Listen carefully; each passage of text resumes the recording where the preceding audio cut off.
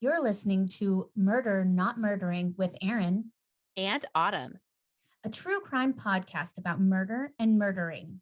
but we are not murderers.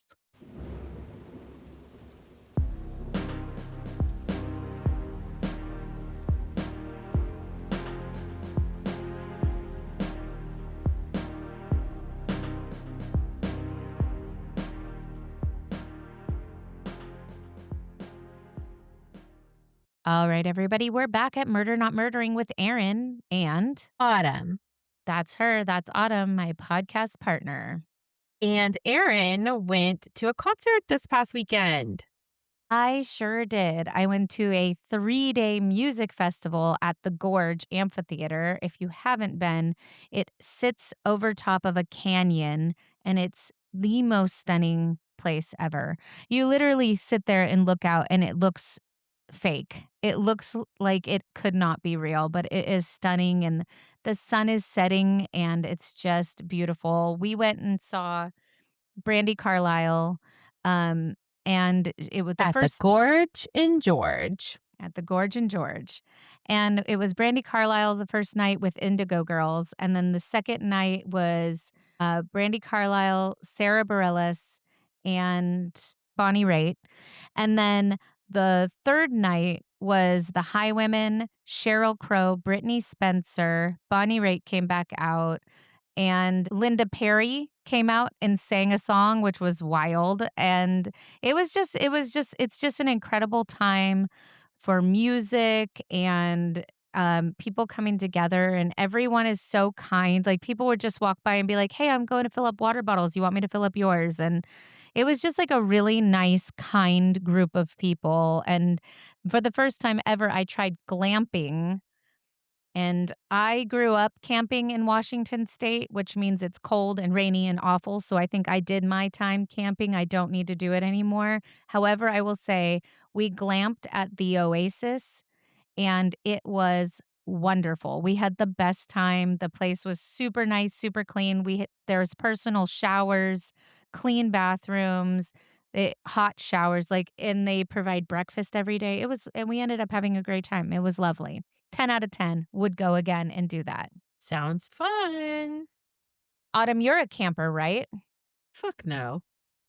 Yeah, I didn't think so. I don't think you'd I even mean, in glamp. my childhood, yes, I would. I've done a lot of camping in my childhood and in my young adulthood, but I'm past that now. I don't want to sleep on the ground. No, I was saying I don't think you would glamp now. I glamp. You think you'd glamp at the glamping Yeah. place that we went Yeah. to? Yeah. I don't think there'd be a You're in problem a with that. tent. You are in a Yeah. tent. But I know real what beds.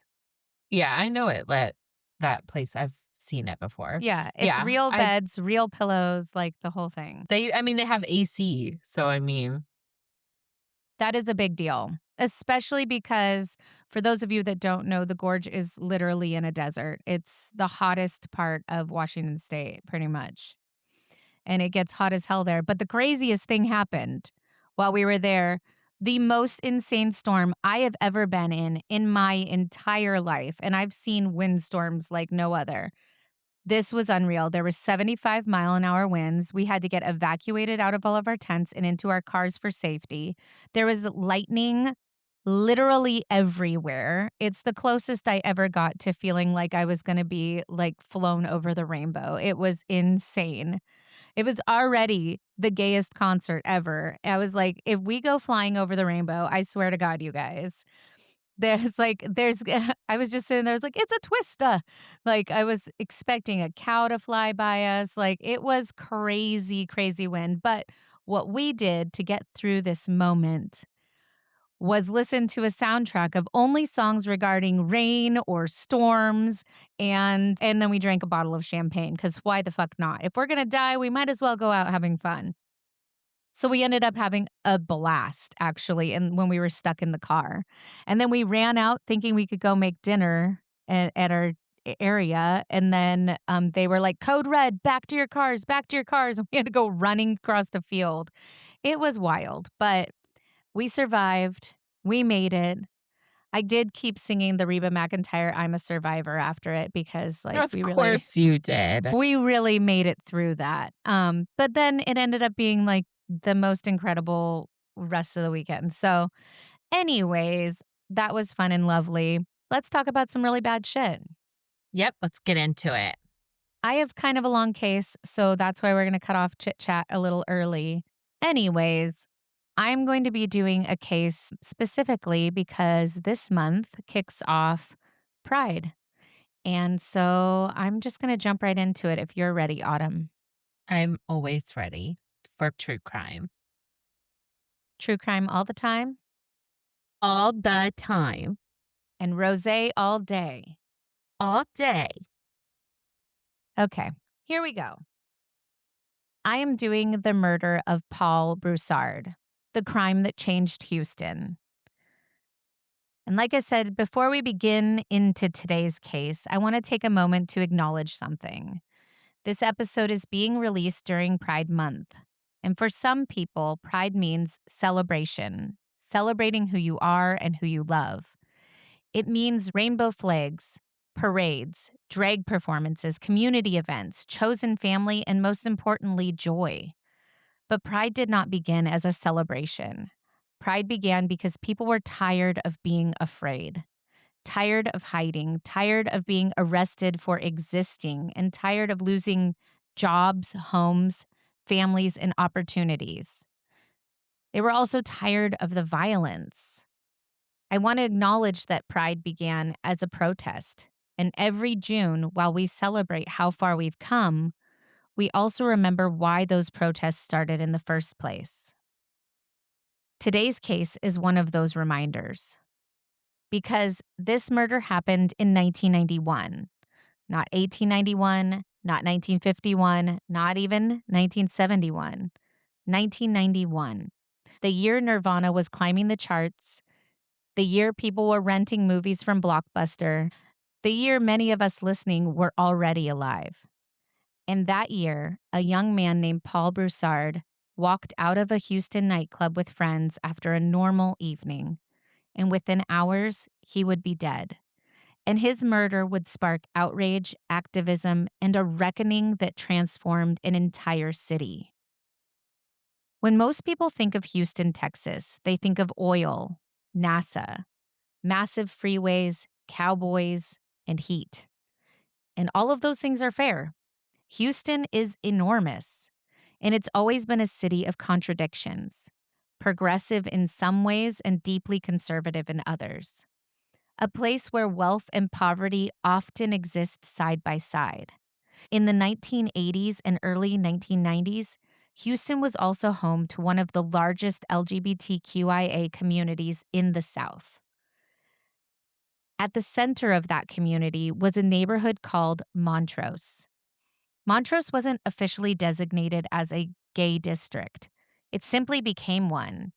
Because when people are pushed to the margins, they find each other. They create space, communities, and find safety among each other. For many LGBTQIA Houstonians, Montrose felt like home. And for some, it was the first place they'd ever felt safe enough to be themselves. While Montrose represented freedom to so many people, it also represented something very different to others. To some people, it was a target. To understand what happened next, it's important to understand the atmosphere of Montrose at the time. Many LGBTQ residents already knew violence was possible. Stories circulated constantly: harassment, threats, assaults, people yelling slurs from passing cars. Groups targeted gay men leaving clubs. These incidents often didn't receive widespread attention. Many victims didn't even report attacks. Some feared being outed. Others rightly believed nothing would happen. And historically, violence against LGBTQ individuals was often minimized, ignored, or they blamed the victims themselves. Imagine calculating whether it was safe enough to hold someone's hand walking down the street. For many people in Montrose, this was daily life. And yet, despite all of that, the community thrived because joy has always existed alongside struggle. People fell in love, made friends, built careers, went dancing. And by 1991, tensions were running high. The AIDS epidemic had devastated communities across the country. Entire friend groups disappeared, partners buried partners, families abandoned their loved ones, and the federal government's response had been criticized for years. But the LGBTQ Americans were already exhausted. So, what happened to Paul Broussard would become the moment many people decided enough was enough. Paul Gilbert Broussard was born in 1964. By all accounts, he was well liked and deeply loved. He attended Texas A&M University. He worked as a banker. Friends described him as intelligent, kind, and social. He enjoyed spending time with friends. He was active in Houston's LGBTQ community, and he was 27 years old. 27.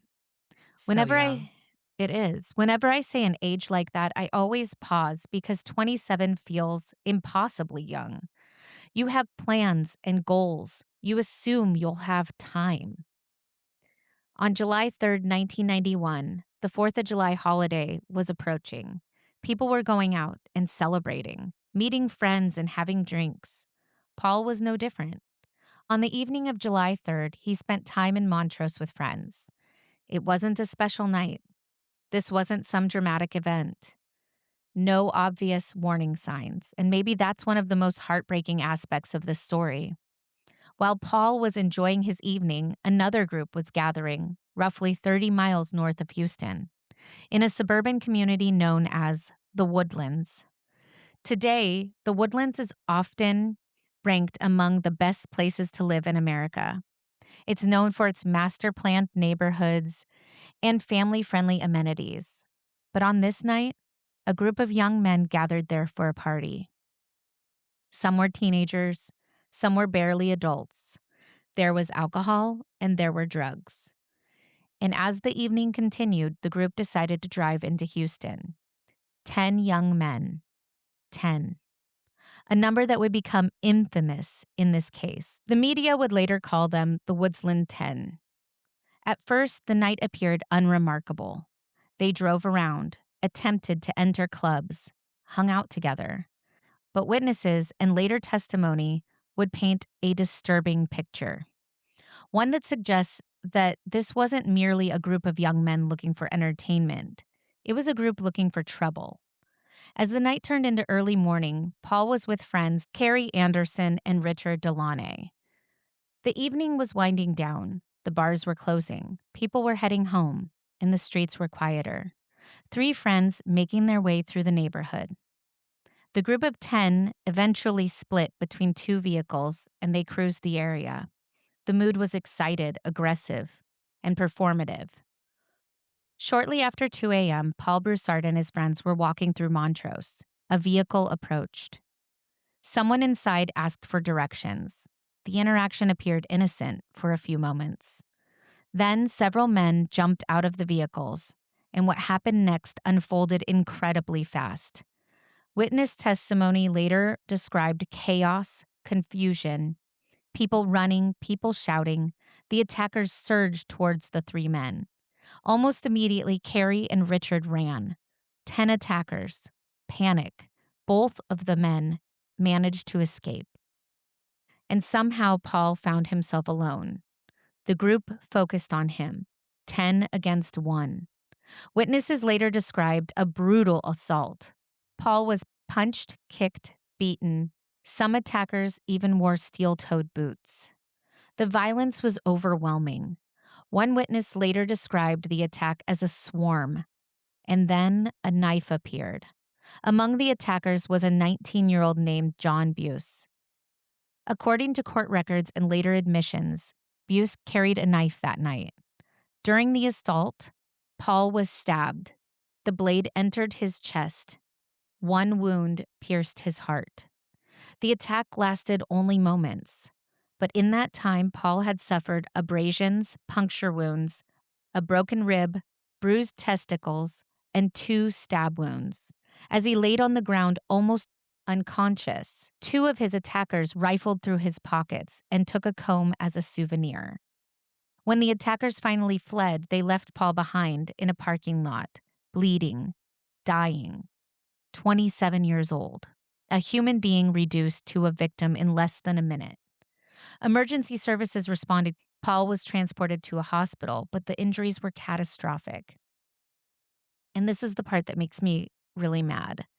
He died several hours later as a result of both internal injuries as well as what an expert medical examiner termed a delay in treatment.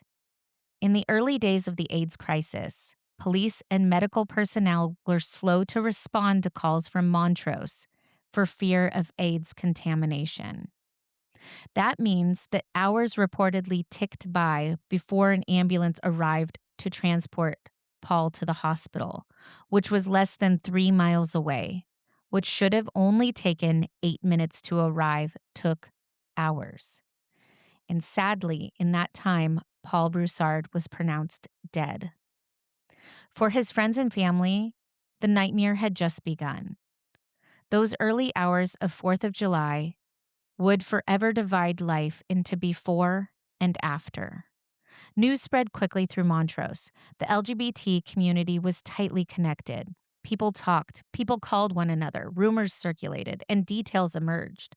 By sunrise, many residents already knew something terrible had happened.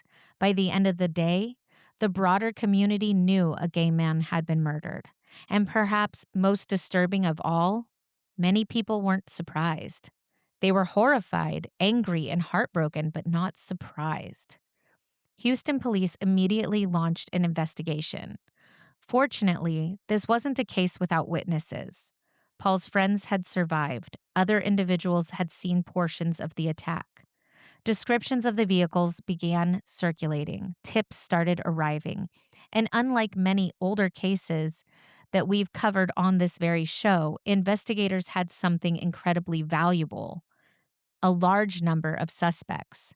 10 people create a lot of opportunities for mistakes, for someone to talk, and for evidence. And that's exactly what happened. Within days, detectives began identifying members of the group. One arrest led to another, one interview led to another, and before long, authorities had assembled what would become known nationwide as the Woodslands 10. The public reaction was immediate. They wanted answers. Who were these young men and what motivated them? Had they specifically targeted Paul because he was gay? Or was this simply a random act of violence? The answers would make people furious. As names emerged, the image of the attackers became more complicated than expected. Most were remarkably young, teenagers and young adults. Their names were Jamie Aguirre, aged 15. 15. Javier Aguirre, age 17. Derek Attard, age 16. John Buse, age 17. Paul Chance Dillon, age 22. Rafael Grable Gonzalez, age 18. Gayland Randall, age 16. Leandro Ramirez, age 15. Brian Spake, age 18. And Jeffrey Valentine, age 17. These were essentially kids. Prosecutors It's increasingly so crazy to think about how young they were and 15 committing such a hateful act. committing murder. Prosecutors increasingly focused on one fact. The group had gone into Montrose knowing exactly what Montrose was. They hadn't stumbled there accidentally. They knew the neighborhood's reputation, and witnesses reported anti-gay slurs throughout the evening. To many observers, the conclusion seemed obvious. Paul Broussard wasn't attacked because of something he did. He was attacked because of who the attackers believed he was. As details emerged, grief quickly transformed into anger. Not just anger about Paul, anger about years of violence, years of indifference, and years of fear. For many LGBTQIA Houstonians, Paul's murder became a symbol of everything they had endured, and people were tired of hearing that things would get better someday. The community began organizing, activists began meeting, plans were made, and very soon Houston would witness one of the largest LGBTQIA demonstrations in its history. thousands would take to the streets, demanding justice, demanding protection, and change. Because Paul Broussard's murder was no longer just a homicide investigation, it had become a movement. It became known as Houston's Stonewall. Now, to be clear, the events are not identical. The Stonewall uprising in New York was a direct confrontation with police. Paul Broussard's murder was a hate crime. But the comparison exists because both moments changed the trajectory of the local LGBTQIA activism. In 1991, public LGBTQ demonstrations still carried risk. You could be photographed, you could be outed, targeted, lose your job, housing, or relationships. Queer Nation Houston organized what became known as the Take Back the Streets March. Organizers expected probably 800 participants. Instead, roughly 2,000 people flooded Montrose. People marched not only for Paul, they marched for themselves. Many participants later described the event as transformative. For some, it was the first protest they had ever attended. For others, it was the first time they were unapologetically visible. This protest was impossible to ignore. Then came the confessions. And honestly, this is one of the more surprising parts of this case. Many of the suspects spoke to the police without attorneys present. One after another, investigators obtained statements. Instead of a complicated mystery, the case became quickly a matter of sorting out individual responsibility. Investigators ultimately identified 17-year-old John Buse as the person who fatally stabbed Paul Broussard. And Buse later admitted to carrying a pocket knife during the attack. Now, no discussion of this case is complete without discussing Ray Hill. Hill was already one of Houston's most recognizable LGBTQ activists. Following Paul's murder, he became one of the loudest voices demanding action. He met with reporters and organized demonstrations, applied pressure to city officials, and he helped ensure that the story stayed in the public eye. As we know, public attention creates accountability, and when the cameras disappear, so often does the urgency. Hmm. As public demonstrations continued, prosecutors prepared their case. The evidence was substantial: multiple suspects, multiple confessions, witnesses, physical evidence.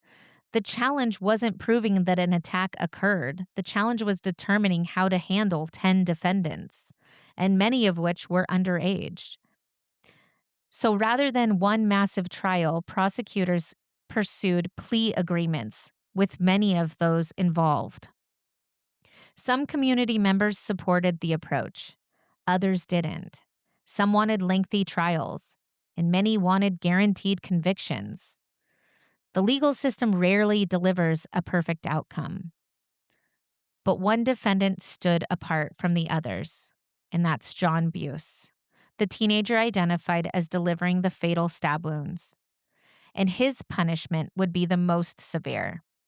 In 1992, John Buse pleaded guilty to murder. The plea agreement resulted in a 45-year prison sentence. This was the hardest sentence handed down among the Woodlands 10. Other participants received varying punishments. Some received prison terms, others received probation after cooperating with prosecutors. To me personally, I am not satisfied. They No. they actively pursued someone from the LGBTQIA community, beat them, stabbed them, and even though not all of them landed that blow that killed Paul, they still left him to die, all of them. Yeah, they did. And the question is, had the others not gotten away, would there have been more blood on the streets? Absolutely. By the time the legal proceedings were underway, something remarkable had already happened. Houston had changed, not overnight, but noticeably. The public conversation surrounding anti-LGBTQ violence had shifted. People were paying attention, and activists intended on keeping that pressure on. And more than 35 years later, people are still talking about it. There's a phrase that you hear sometimes after a tragedy. People say, we need to move on. And in some situations, that's completely understandable. But many LGBTQIA Houstonians had no interest in moving on because moving on would mean returning to the status quo. And the status quo was not working. Paul's murder forced conversations that many leaders had previously avoided. And Mhm. while symbols can sometimes feel abstract, it's important to remember that behind every symbol is a real person. Paul wasn't trying to become a movement, he wasn't trying to become a historical figure. He was trying to get home. Mhm. And and that's it. One of the most fascinating and unusual developments after Paul's murder was something called Operation Vice Versa. Now, if you haven't heard of it, you're not alone. I had no clue. In the wake of the murder, Houston police wanted to better understand the violence occurring in Montrose. So officers conducted an undercover operation, some officers posing as gay men. And what happened next shocked many people. Not any of the LGBT people, but it shocked the cops. Because it didn't take long for officers to experience harassment themselves, threats, verbal abuse, attempts at violence. The operation demonstrated something people had been screaming for years. The danger wasn't exaggerated, the violence wasn't isolated, and now authorities had firsthand evidence. For many activists, the operation validated concerns that had long been dismissed. For years, they were told you're overreacting, being overly sensitive, but this problem was real. So, back to the case. We all know that parole hearings can reopen wounds decades after a crime occurs. As John Buse became eligible for parole, public discussion intensified once again. For some people, the answer was simple: he had taken a life, he should remain in prison. Others pointed to his age at the time of the crime, 17 years old. They argued that people can change, that rehabilitation should mean something, right? Decades behind bars should count for something. One of the most remarkable developments involved Ray Hill, that activist I mentioned earlier who helped lead public outrage after Paul's murder. Mhm. This is wild to me. Over the years, Ray Hill and John Buse developed a relationship through correspondence, a relationship that surprised many people, including people within Houston's LGBTQIA community. Hill became one of Buse's supporters during Mhm. parole proceedings. Now, I want to be clear, this was very controversial.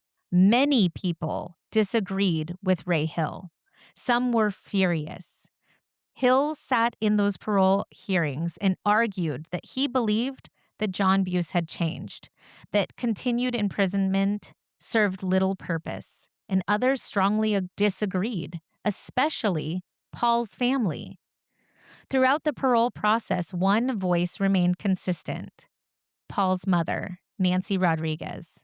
For decades, she attended hearings, spoke publicly, advocated on behalf of her son, and reminded everyone that behind every legal argument was a human being who never got the chance to grow older because someone took those years away. I think it's important to remember when discussing parole, it's easy to focus on the offender, the rehabilitation, but victims don't get parole. Families don't get parole. In 2015, after serving approximately 23 years, John Buse was released. News coverage revisited the murder, activists revisited the protests. A new generation learned about Paul Broussard for the first time. And in a strange way, the release ensured that Paul's story would continue to be remembered. It's 2026. It's been 35 years after the murder, and journalists and activists reflected on Paul's legacy. Many pointed to the substantial progress: legal protections, greater visibility, more public support for LGBTQ rights, more than most people thought in 1991 could have even happened. But they also pointed to ongoing concerns. Violence still occurs, hate crimes still occur, discrimination still exists, and this fight isn't over, especially in the current administration. And that's one of the reasons why I wanted to cover this case during Pride Month, because Pride is often presented as a celebration, and it is, don't get me wrong. But it's also remembrance, it's history, it's acknowledging the people that didn't make it, people whose names don't always appear in textbooks, but whose lives mattered. Paul Broussard is one of those people. And when people talk about pride, sometimes you hear the question, why do we still need it? And I think stories like this provide part of that answer. Not because we're trapped in the past, not because nothing has improved, but because history matters, because Mhm. communities deserve to tell their stories. And because 35 years ago, a young man was walking home through Houston that never made it there.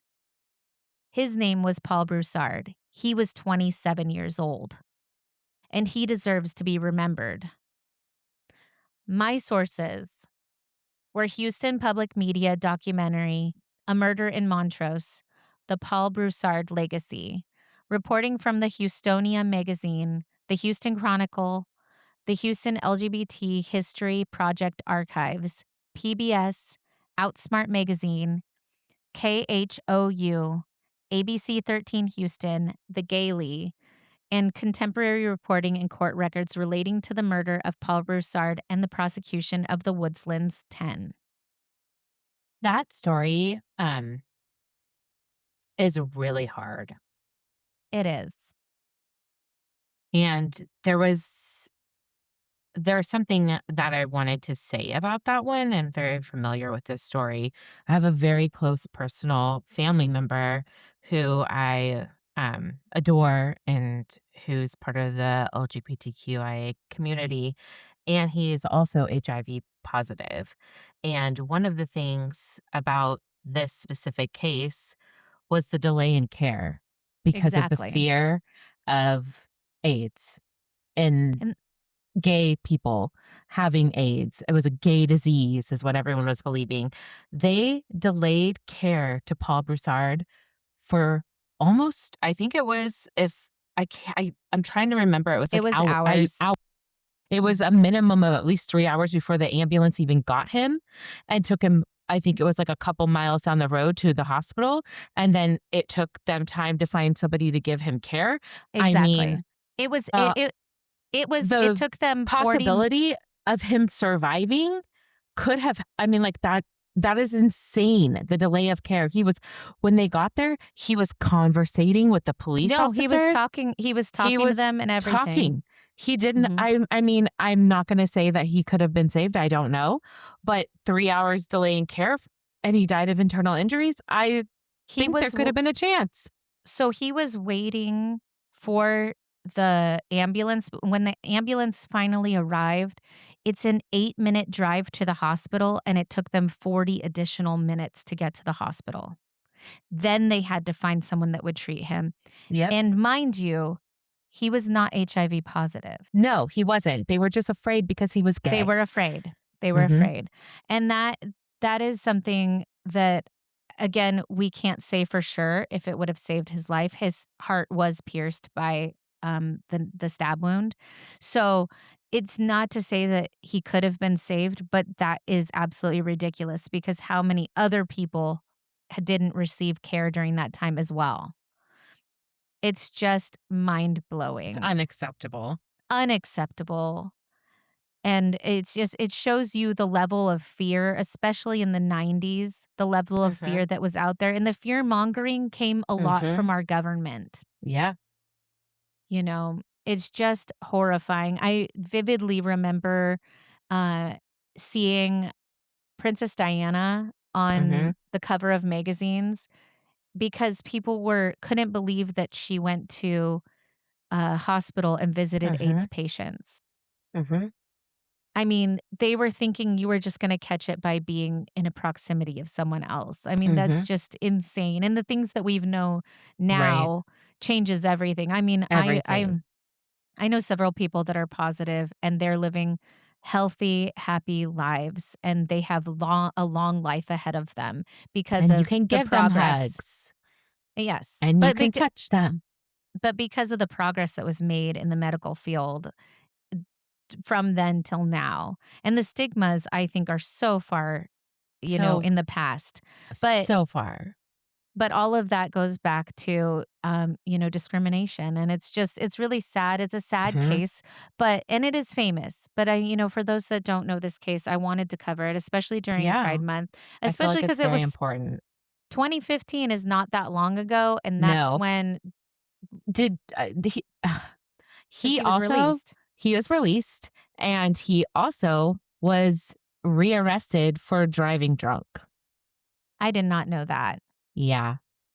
I mean, I did see that he tried to do all this weird stuff, like issuing an apology to the LGBT Yes. community. He did that, before. It is Yeah. so fucking weird to me that he and that activist became, like, best So, friends, apparently he was I and mean, I've and Ray Hill is seen a not lot of liked. no, no, He is not but liked. apparently yeah, but I mean, that's neither here nor there, like, but apparently in prison, he was a model prisoner and blah, blah, blah, blah, blah. Okay, great. That doesn't erase the fact that he chose to go to a neighborhood he knew was predominantly gay and target a man innocently walking through a parking lot trying to get home Well, and beat him and then stabbed him and and killed stabbed him to him. death. Like he killed And him. left him there. That's the part that gets me Yes. too, is that all the rest of them got, like, 5 years or 2 years, or some didn't get any prison time at all, and the thing is, like, despite what their part was, they all left a man to die, and Yes. they would have hurt his friends had they not escaped, Had they like, not escaped. so it makes me so angry because I don't think justice was done at all in this No, case. I don't either. And anyone can behave when you're in a When you're trying to like get out of prison, yes, when you're when trying you're to get trying to get out of paroled, prison, trying to get paroled, yes. don't And think that. look what he did now. He's out there driving drunk and getting arrested with DUIs. But this is what I'm saying, like, don't believe that this guy didn't have another motive other than trying to get the fuck out of prison. No, absolutely not. He's a manipulative And that he brought in, and mm-mm, that activist, Ray Hill, came in there, and he was convinced. He was going to his parole hearings talking on his mhm, behalf. Like, it just blows my fucking mind. Anyways, I think both of us are going to be covering pride cases for the rest mhm, of this month. I know you're not yeah. doing one tonight. Not this tonight, but yeah. But historically, we have always covered, LGBTQIA history, during this month. So we'll both be covering cases as we go along. So be prepared that that is what this month is going to have, and hopefully next week I'll find a case that none of you have heard before. But that was one that I just felt like I had to cover. There's some that I'll never do that are too famous, and I'll leave those to Autumn, I guess. The famous ones. I know you do. All right, let's move on to Autumn's case and find out what you have for us this week. They have. I'm gonna get right into it. Might as The well. murder the murder of Moriah Wilson. This is a very famous case. I was like, I think Now, I know this one. it was the Netflix documentary one that I was gonna do, and then I switched it, and I ended up doing it this week. So here we go. There are some murders that seem impossible to understand, not because investigators don't know who did it, not because the evidence is complicated, but because when you look at the people involved, everything feels so preventable. A missed phone call, a deleted text, a relationship that should have ended months earlier, a moment of jealousy that should have passed, one decision that never should have been made.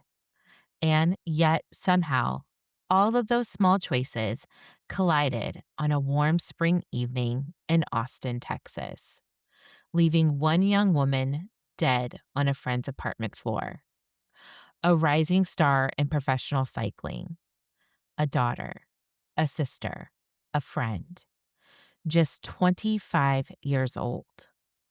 And then, almost as shocking as the murder itself, came the story of the woman accused of pulling the trigger, a yoga instructor who disappeared, a woman who allegedly fled the country using someone else's passport, someone who changed her appearance, assumed new identities, and hid for weeks in Costa Rica while authorities searched for her across continents.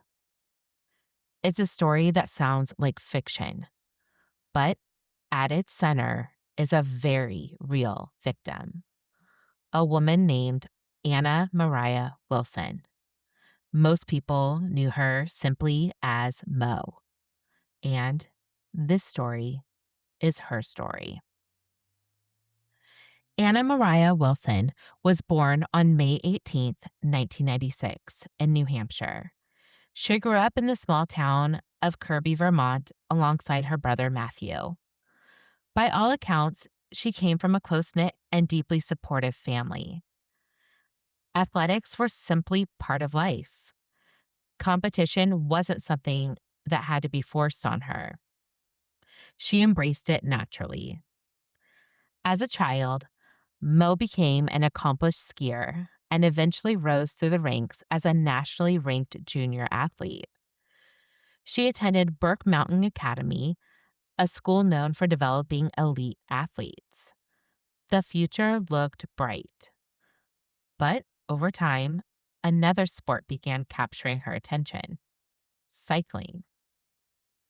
What started as an interest quickly became a passion, and then it became something much bigger. Friends described Mo as adventurous, driven, and intensely focused, the kind of person who wasn't interested in doing things halfway. If she committed to something, she gave it everything she had. She graduated from Dartmouth College in 2019 with an engineering degree. Even after college, she balanced a professional career while continuing to pursue cycling at a high level. She worked as a demand planner for Specialized, one of the most recognized names in the cycling world.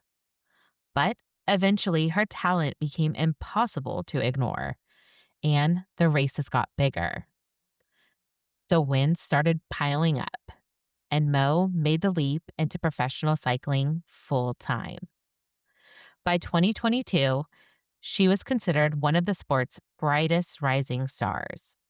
She was young, she was successful, she was doing exactly what she loved. And from the outside, it looked like her life was just beginning. About 900 miles away from Mo's Vermont roots, another story had been unfolding, one that would eventually intersect with hers in devastating fashion. Caitlin Armstrong grew up in Livonia, Michigan. She was older than Mo by nearly a decade. Friends and acquaintances described her as athletic, independent, and active in Austin, Texas's cycling community. She taught yoga, she worked as a realtor, and she had been involved in an on again, off again relationship with professional cyclist Colin Strickland. The relationship had lasted for years, but according to court testimony and investigators, it wasn't always stable. There were breakups, reconciliations, periods of separation, periods of uncertainty. One of those separations occurred in late 2021. And during that break, Colin met Moriah Wilson. The two connected through cycling. Eventually, they began a brief romantic relationship. It wasn't a secret to them, but it would become a secret to someone else. Because before long, Colin and Caitlin reconciled. Their relationship resumed. And, according to investigators, Colin attempted to keep his previous involvement with Mo hidden. He later admitted to police that he concealed communications, deleted messages, used pseudonyms in his phone, and tried to prevent Caitlin from discovering the extent of his contact with Mo. It was a decision that would become critically important later because prosecutors would ultimately argue that Caitlin Armstrong knew enough to be deeply angry and increasingly jealous.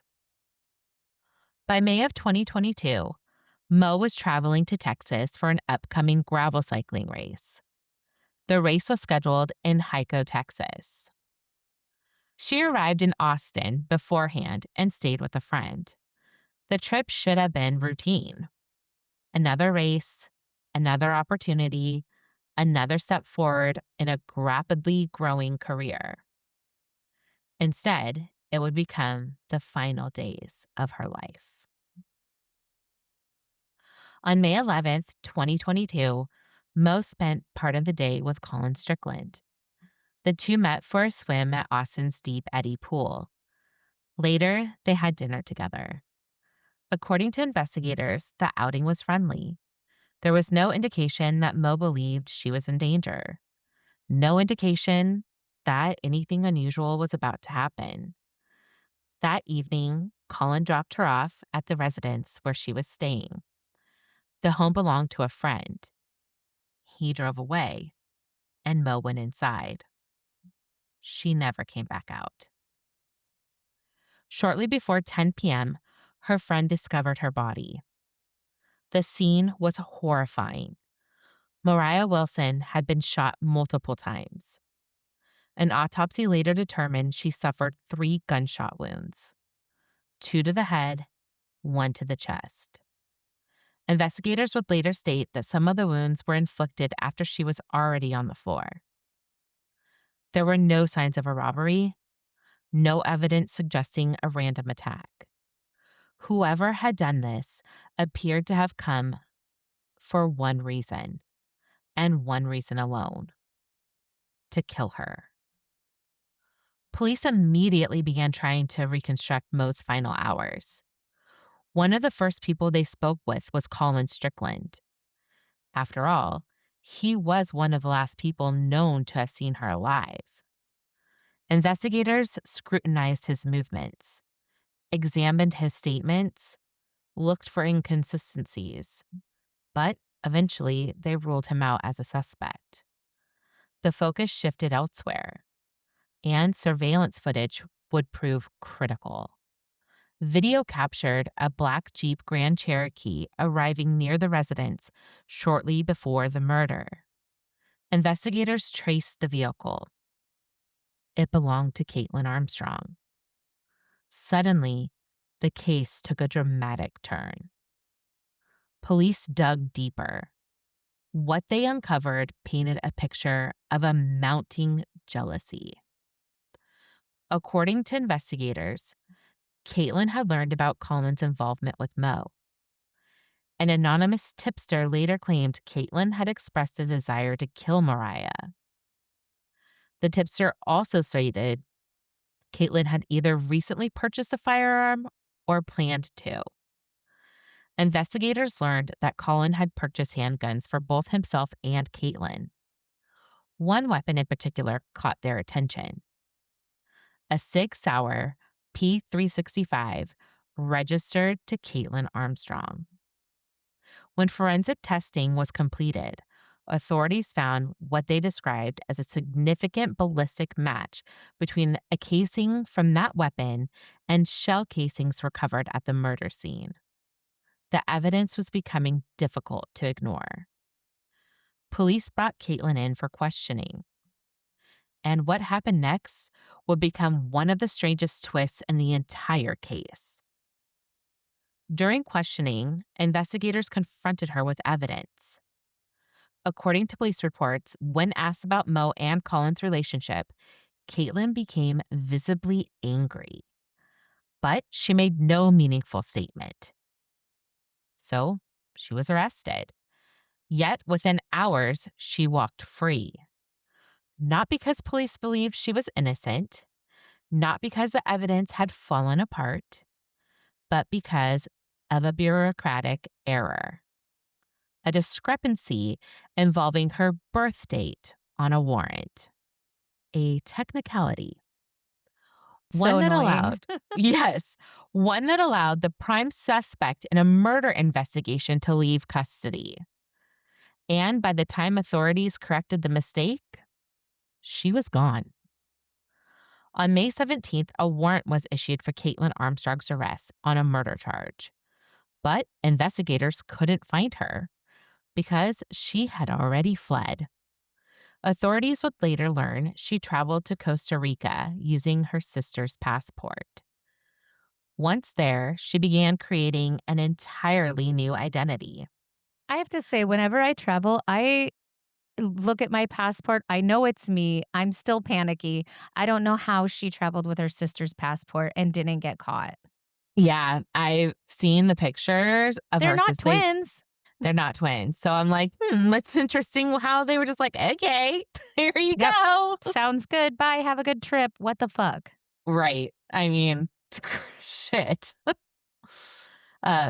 Yeah. So once there, she began creating an entirely new identity, actually, multiple identities. There you go. According to investigators, Caitlin changed her appearance dramatically. She dyed her hair, cut it short, and underwent cosmetic procedures. She got a nose job. Yeah, it's like face off. hmm At one point, she reportedly claimed injuries to her face came from a surfing accident. But authorities Sure. suspected something else, an effort to avoid recognition, an effort to disappear. For 43 days, she remained a fugitive. Meanwhile, the case drew national attention. People were stunned. A rising professional athlete had been murdered. The suspect had vanished, and an international manhunt was underway. Then investigators got creative. The U.S. Marshals Service learned Caitlin Armstrong was attempting to find work as a yoga instructor. So they devised an unusual strategy. They created a Facebook advertisement seeking yoga teachers. Eventually, the effort paid off. On June 29th, 2022, Caitlin was located at a hostel in Santa Teresa, Costa Rica. She was arrested. The search was finally over, but the legal battle was only beginning. Back in Texas, Caitlin pleaded not guilty. The case moved slowly through the court system. There were delays, legal challenges, arguments over evidence. Then, in October 2023, something happened that seemed almost unbelievable. Again, while being escorted to a medical appointment outside jail, Caitlin escaped from officers. For a brief period, she was on the run once more. The escape didn't last long. She was captured after a short chase. But for many observers, it reinforced the same question they'd been asking since 2022. If she was innocent, why keep running? For real. Or change your appearance, you Or fucking change your psychopath. appearance? And you should see the video footage of this because they have it of her running away. It's kind of comical. She's like in shackles and she's running and they're chasing her. It's like, what the fuck? Where do you think you're Where what do you think going? well, yeah, what's the outcome here? You think you're Right, gonna get girl, away? you're not No. going to get away. The murder trial finally began on October 30th, 2023. Prosecutors laid out their case. The surveillance footage, the ballistic evidence, the relationship history, the jealousy, the flight to Costa Rica, the altered appearance, the aliases. Piece by piece, they argued that Caitlin Armstrong had tracked down Moriah Wilson and murdered her because of her relationship with Colin Strickland. The defense challenged the evidence and maintained her innocence. But after hearing weeks of testimony, jurors reached their conclusion. On November 16th, 2023, Caitlin Armstrong was found guilty of murder. She was sentenced to 90 years in prison. She would not become eligible for parole until she had served 30 years. At 36 years old, Much of her life would now be spent behind bars. But while headlines focus on the trial, the Wilson family faced a very different reality. No sentence could bring Mo back. No conviction could restore the future she was supposed to have. The races she never got to ride, the adventures she never got to take, the decades she never got to live. In 2024, her parents filed a wrongful death lawsuit. Eventually, a judge ordered Caitlin Armstrong to pay $15 million to the Wilson family. Yet, even that victory came with complications. Investigators later alleged Caitlin had attempted to move assets to family members and Colin Strickland before the judgment could be enforced. That doesn't surprise me. Me either. Just fucking A. Additional lawsuits followed. But beneath all of the legal filings was a simple truth. The Wilson family wasn't fighting for money. They were fighting for accountability and for the preservation of their daughter's legacy. Today, that legacy continues through the Moriah Wilson Foundation. The reminder that while one person's actions ended a life, they did not erase its impact. People still remember Mo, not because of how she died, but because of how she lived.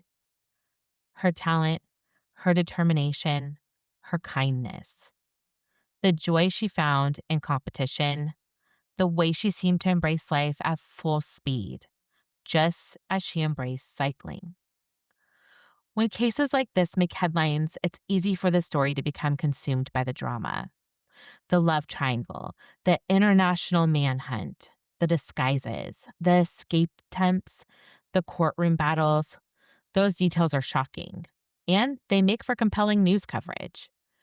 But sometimes, all of that noise can drown out the most important person in the story, Moriah Wilson, a 25-year-old woman who should have been packing for her next race, calling her parents, planning the future, living the life she worked so hard to build.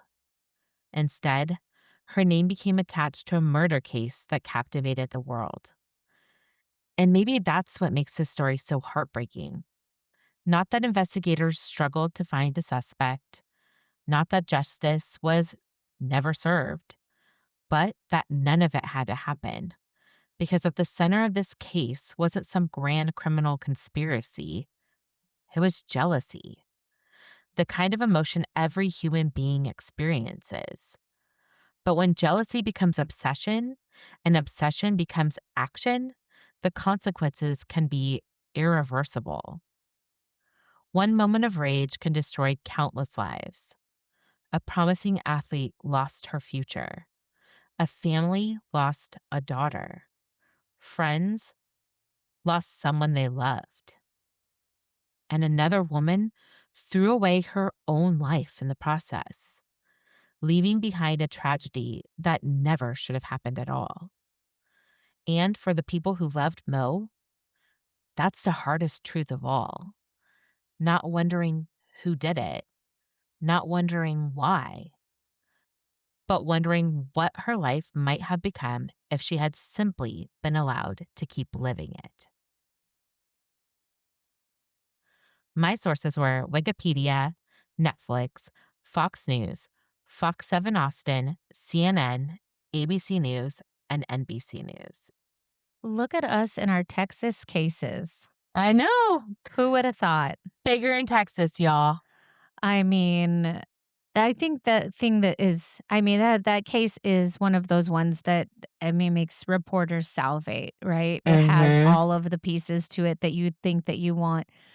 The thing that I find so upsetting, especially when you have someone like Mariah, she's someone who you see living life to the fullest, really out there as an athlete, every day, grueling, all of the things she was doing between skiing and biking and And all of it. loving it and just being so involved in the community and being And so being full so of life. alive, and Yes. so, Mhm. not that other people that pass away are not alive, obviously they are. No, of course But not. there's something about someone that takes takes the world Life by by the storm, horns, yeah, and just, like, that lives makes their you go passion. it makes you so sad, and this one fucking woman just I mean, it's just so sad. It's so So sad. sad. And the audacity of that fucking woman, I just Mhm, can't. It's mhm. just too much. It's too much.